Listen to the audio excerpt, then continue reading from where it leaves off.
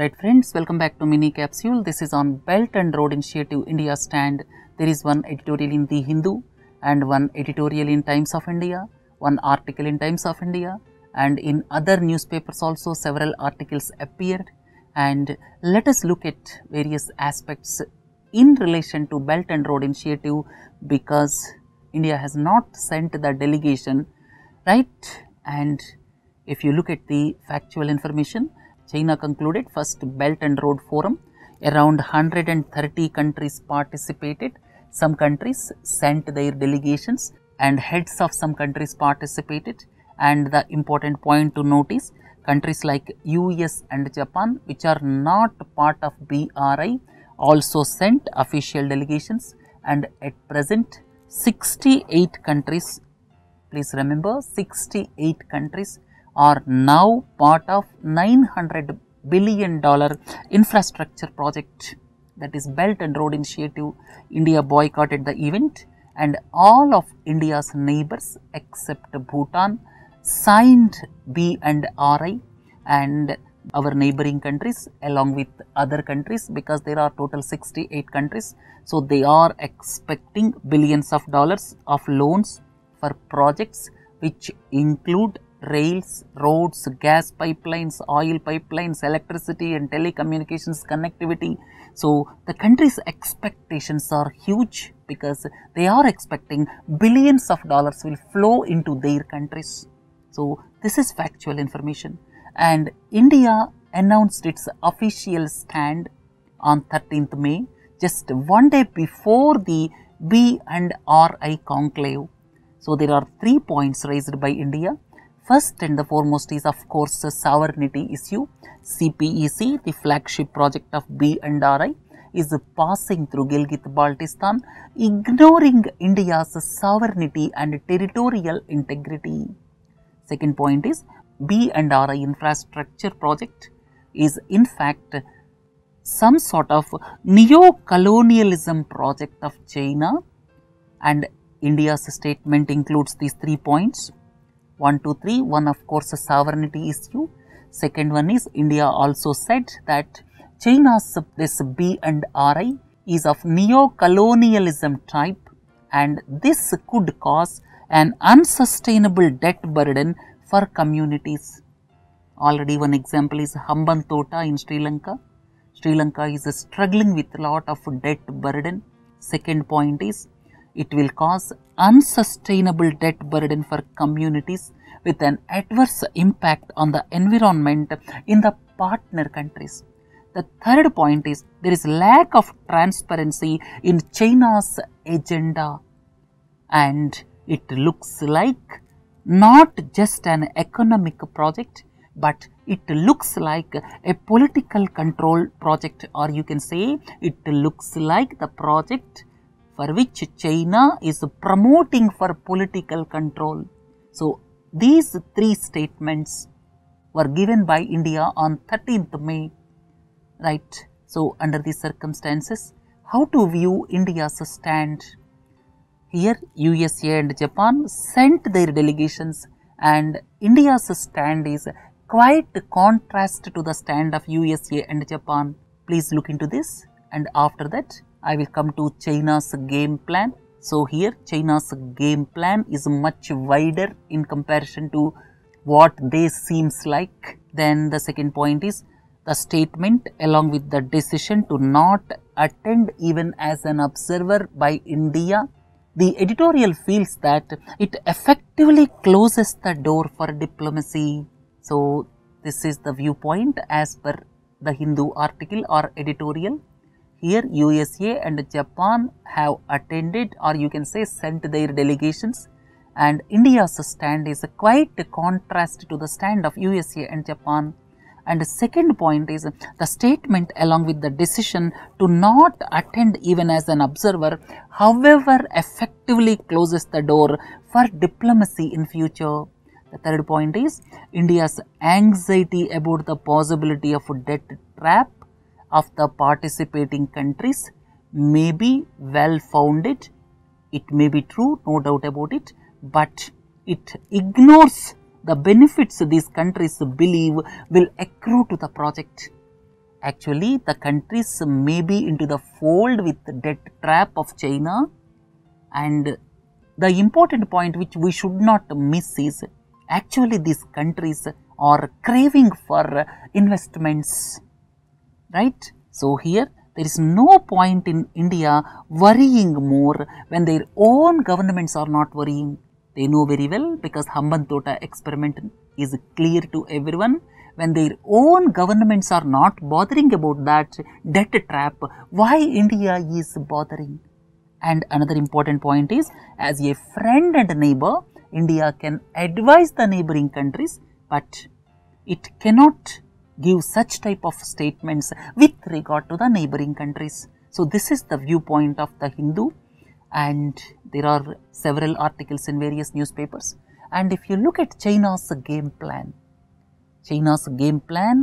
to have political clout and at the same time to become the tallest global leader is clearly evident, and with its economic might, by keeping Pakistan as its client, it is trying to create problems for India. Look at these events. China raised objection for Dalai Lama visiting Tawang, but it is constructing multi-billion-dollar infrastructure and hydel power projects passing through Gilgit-Baltistan. And don't forget, Gilgit-Baltistan is a United Nations recognized disputed region. It objected to Dalai Lama's visit to Tawang, but how it is constructing billions of dollars of projects in Gilgit-Baltistan. Then one more point is, it will fund and build. This is very important. It is going to fund and build 2 mega hydel dams at a cost of $27 billion in Gilgit-Baltistan region. One is Bunji Dam, 7,000 megawatt, and the maximum size of hydel dam in our country probably not more than either 2,500 megawatt or 3,000 megawatt. But 7,100 megawatt Bunji Dam is going to be constructed by China in Gilgit-Baltistan region. At the same time, Basha Dam, this is 4,500 megawatt. This is going to be constructed by China, right? Knowing very well that Gilgit-Baltistan is a UN recognized disputed region, why it is dumping billions of dollars in the disputed region, right? The next point is, but Pakistan is objecting. This is Pakistan, but Pakistan is objecting small hydropower projects built by India, including 330 megawatt Kishan Ganga project. Our projects are around 330 megawatt in Jammu and Kashmir, and Pakistan is going for international arbitration or international expert as far as this 330 megawatt projects are concerned, but it is building in Gilgit-Baltistan region 7,100 megawatt, 4,500 megawatt power plants, right? And China is funding those projects. This is the irony. Then in future, Pakistan will become China's economic and security client. One more point is, Bunji and Basha dams will submerge vast areas in Gilgit-Baltistan and ultimately benefit Punjab province in Pakistan. Then China rules some of the areas of Gilgit-Baltistan which were ceded by Pakistan in 1963. So, from all these points, it is clearly evident bond between Pakistan and China will cement further in the near future, right? What are the problems which may likely to appear between India and China because of all these developments? What are the developments? India reacted strongly to B&RI, that is one part, and investments are pouring in into Gilgit-Baltistan region by China. So, under these circumstances, what are the likely problems which may come up in future? India has got several issues as far as China is concerned. Some of them include India's entry to NSG, of course, permanent membership in United Nations Security Council, border issue, then Masood Azhar issue. Under these circumstances, finding a solution to these vexed issues may be further delayed. Second one is NDB, or you can say BRICS Bank is headquartered in Shanghai, and AIIB, India is one of the co-founders and second largest shareholder, is situated in Beijing, and further widening of relations may threaten these multilateral institutions to some extent. Altogether, the soaring of relations between China and India may not destabilize these multilateral institutions, but it may affect to some extent. The next one is, India is going to become a member of Shanghai Cooperation Organization.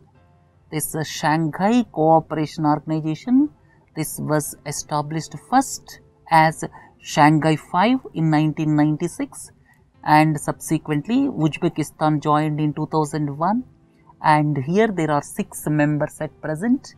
Out of 6 members, 4 Central Asian countries excluding Turkmenistan as well as Russia and China. India and Pakistan are going to become members. With that, total members will go up to 8, and once India's and Pakistan's membership is ratified, subsequently there will be only 4 observer members. And the purpose of this Shanghai Cooperation Organization is strengthening mutual trust and neighborliness among the member states, promoting their effective cooperation in politics, trade, economy, research, technology and culture. So, at present 6 members, leaving this Turkmenistan of Central Asia, 4 Central Asia countries, Russia, China, Shanghai Cooperation Organization members, India and Pakistan are going to become members shortly, right? Now, here what happens, India, after becoming member of Shanghai Cooperation Organization, India may be asked to support several of these Belt and Road Initiative projects. That is another problem which may crop up, right? If you go ahead, the project is endorsed by United Nations Secretary General Antonio Guterres when he said B&RI is rooted in a shared vision for global development. So, under these circumstances, it is very difficult to say who will be the winners, who will be the losers, but the best thing is India must actively engage with China to have its particular grievances addressed, as well as articulating its concerns to other partner countries in a more productive manner and take a position as an Asian leader, not an outlier in the quest for more connectivity, and constantly engaging with China by mustering support of our neighbors. That seems to be the alternative, because India standing alone when other countries are jumping into the bandwagon may prove to be the ultimate loss to India in the long run, right? So, this concludes B&RI and India's view, and we examined critically. So, this will be useful from your examination perspective. As I have already told you, this current affairs modules will be reduced from next week onwards, and 4 weeks, lesser number of modules will be there, and subsequently after civil services preliminary, we will be with full stream of analyzing various aspects once again, and whatever way you want, whatever format majority of you want, I am going to deliberate in that format after civil services preliminary exam, right friends? Have a nice day. Thank you.